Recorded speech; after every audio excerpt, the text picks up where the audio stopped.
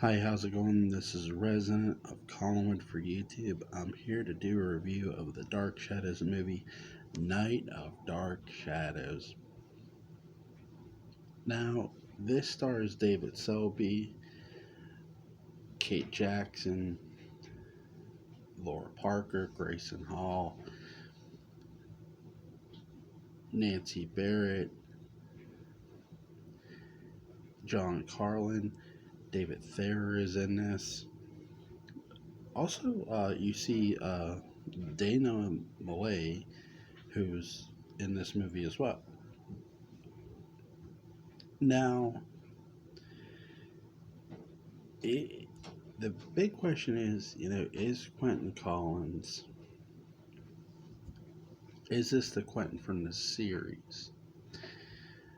Um, yeah, that could be a bit tricky, but for me, it's not the same exact character. It's not like they're saying, here's Quentin from the series, he's a werewolf. So that's the important thing to understand right away. This Quentin Collins isn't necessarily Quentin from the series. Now, are they taking the name Quentin from the original Dark Shadows series? Yes, they are. Um, now, in the original series, Quentin was a werewolf. In this, he's not. Quentin Collins is married to Kate Jackson's character, and I want to say Daphne is her name. And in this, movie, they have inherited the house because everybody is dead. And something a fellow YouTuber friend and YouTuber mentioned to me, Mark Gilman, shout out to him, that you could interpret this as a sequel to House of Dark Shadows, and you really could because they do say about Elizabeth the tea, she would have tea there. So you could interpret Night of Dark Shadows as a sequel to House. That's a great point that Mark made when we had a discussion a while back ago about the movies. And Quentin Collins is a painter. He loves to paint. Now, he resembles another Collins, which isn't odd if you're familiar with Dark Shadows, right? They sort of use that tagline for not only Barnabas, but for Quentin as well. And they use it here with Quentin too, that it's not that Quentin looks like another Quentin. Quentin looks like Charles Collins, who was also a painter. Now, some people are going to view this that they're just taking the Charles Delaware Tate story and using it for Night of Dark Shadows. I would respectfully disagree a bit. And here's why. Now, they're taking the name Charles and applying it to a Collins, and Quentin looks like that guy, looks like Charles Collins, and Quentin's a painter. Okay, Charles Delaware Tate, yes, was a painter, but Charles Delaware Tate, when he painted something like a person, that person had a tendency to come to life. With Charles Collins, that didn't happen. Um, Even though Laura Parker's character Angelique does say bring the painting to life, Charles, what she's meaning to me is when he paints like his wife being dead, she's saying make that a reality. That's how I interpret that. Now, if you interpret that different, that's fine. So, and I don't view Quentin Collins in this story Charles Delaware Tate. I don't think they're that character necessarily. And I do think Charles Collins is a bit of a nutcase. I don't think really Charles Delaware Tate was necessarily. He wasn't a nutcase till he got older. Then he was crazy, but Charles Collins is cheating on his wife, who's played by Dana Malay, with Laura Parker. And it's so interesting because I mean he is literally sleeping with his brother's wife. There's a lot of great psychology in this movie because yes, Angelique from the premise is a witch. So there is witchcraft involved in this movie. Now, once they get to the house, the one thing I love most, again, they're filming this at the Lyndhurst estate, just like they did House of Dark Shadows. But what I love here is they open it up even more by showing the guest house, and that's where John Carlin and Nancy Barrett are playing. And John Carlin and Barrett are playing husband and wife. They're not Collinses. They're friends of the of Quentin's, and so and John Carlin's character is a writer, and now they did play to this. That is taken from the series because in a parallel time, Willie Loomis was a writer. So, and he was married to Nancy Barrett's character, who was Carolyn, a parallel time uh, Carolyn. So, so they're taking that premise and a bit and adding it to this movie. Only difference is Nancy Barrett's not playing Carolyn, and so they're not calling again. It's not a someone, a writer marrying a Collins. I'm trying to include everything within this to let you know what was taken from the series and what wasn't. Now, in this movie, the one thing you notice right away is there's something so off about this house, even when they first pull up to it. And then what makes it more off-putting, and don't get me wrong, Laura Parker is amazing in this movie, but I'll tell you who's also Grayson Hall. Her and Laura Parker steal this movie in every way, shape, and form of being the antagonist, and they both are. There's the one thing I love about Night of Dark Shadows is that has multiple antagonists. You have Angelique, you have Grayson Hall's character, you have James Storm's character, and so you have all these antagonists, and it's really interesting. And you have Quentin's character is seeing things. He's seeing Angelique, and he's just like, and then he actually confronts Grayson Hall's character about this. He goes, "Is she real?" And it's one of the most tense and beautiful moments, and it's early enough too where it's just not like this movie does not drag at all. Its score, to me, it's the best Dark Shadows score ever. This is the best movie score they ever put together. No offense to the 2012 movie. I do think 2012 movie is number 2 in score, but for scores, Night of Dark Shadows is number 1. You have Quentin's theme, you have the main theme, you have just a beautiful score throughout this movie. This movie, it almost, we know Dan Curtis writes and directs this movie. Sam Hall, so he's a writer on this movie.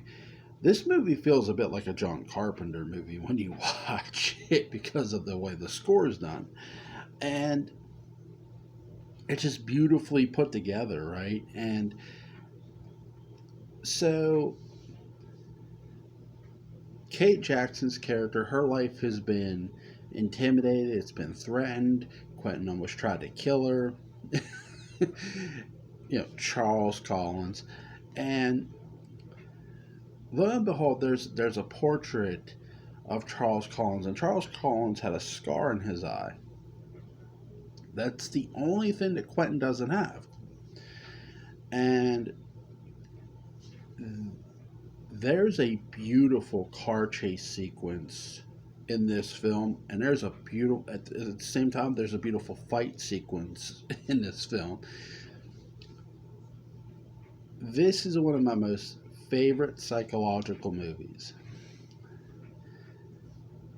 Now, should they release Dan Curtis's cut of this movie? Because in a lot of ways, before I give you the rest of the spoilers and stuff, I want to talk about this. This movie, in many ways, is somewhat incomplete because they never released Dan Curtis's cut of the film. And it's something that many fans have stressed about that they should. And yes, they are able. They're able to do that. Again, this movie didn't make a lot of money at the box office. In fact, it bombed. So, will you ever see that? It's highly unlikely, but it would really be nice to see Dan's cut of this film be released on Blu-ray. Um, Again, you would think they would have did that when they initially did put Night of Dark Shadows on Blu-ray. They should have did that. But if they ever bring it back to Blu-ray again, or restore it even in 4K, there's a possibility for you. Um, why not give us Dan's cut of the film? You know, you can do it. We know you can do it. Don't lie to us. Don't lie. But so there's this fight sequence, and you have Grayson Hall's character jumps, um, killing herself, and you think that there's gonna be this happy ending, right? Well, lo and behold, during the fight, Quentin Collins gets a cut right here, right where that scar is. And they said if it weren't for the stitches, that it would have scarred. Well, Quentin removes the stitches, goes back to house, says he forgot something, and Willie and Nancy Barrett's character going down the highway. They get killed when like white thick small fog surrounds them, smog, and really that's Angelique killing them. Because she tried to kill them before, kill Willie in his sleep, and so he goes in the house. Daphne goes in after him, and he's standing up. There's the scar. He removes the stitches, and who comes around the corner? Angelique. She's alive. Again, this movie is so psychologically good. Even without the cut, Dan's cut of this film, this movie is worth checking out. I know a lot of people are going to say, oh, this movie's just, it's bad. No, it's not. It's not bad at all.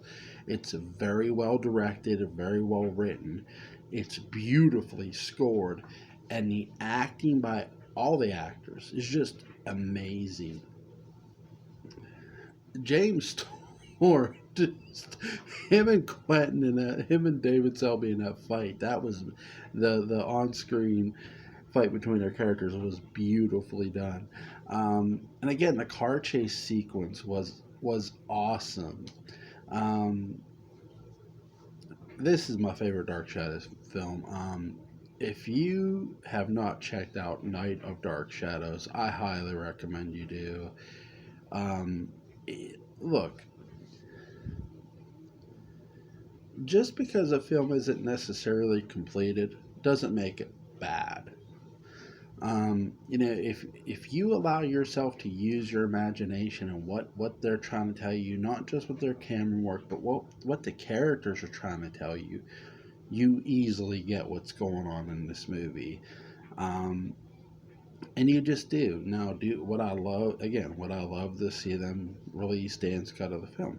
Yeah, yeah, I would. I think it deserves that. It deserves that kind of treatment because it's already a beautiful film. Could you imagine if we get that? I think it'll just make the film that much more beautiful.